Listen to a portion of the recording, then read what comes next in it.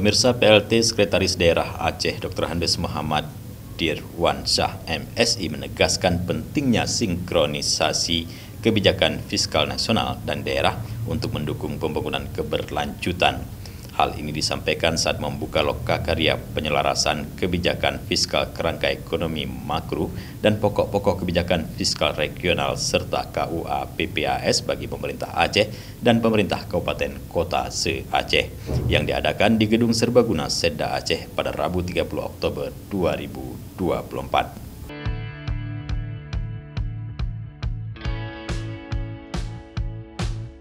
Menurut Dirwansyah, sinergi antara kebijakan fiskal nasional dan daerah sangat penting untuk mencapai target kinerja makro daerah, mendanai program prioritas, memenuhi belanja wajib, serta menyelaraskan arah anggaran Aceh.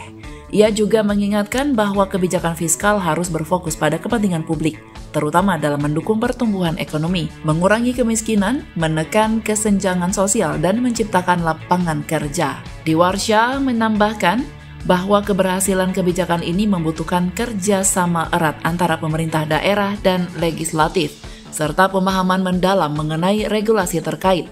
Dengan demikian, kebijakan yang diterapkan dapat diimplementasikan secara tepat dan konsisten. Sementara itu, Theodore W. Ohai, Direktur Implementasi Program Skala, menjelaskan bahwa program sinergi dan kolaborasi untuk akselerasi layanan dasar atau Skala adalah kemitraan antara pemerintah Australia dan Indonesia. Program ini bertujuan mengurangi kemiskinan dan kesenjangan antar wilayah melalui kebijakan yang lebih efisien dan efektif. Dengan Aceh sebagai salah satu wilayah sasaran, berlangsung sejak 2023 hingga 2030. Dari Banda Aceh, Tim Liputan Aceh TV melaporkan.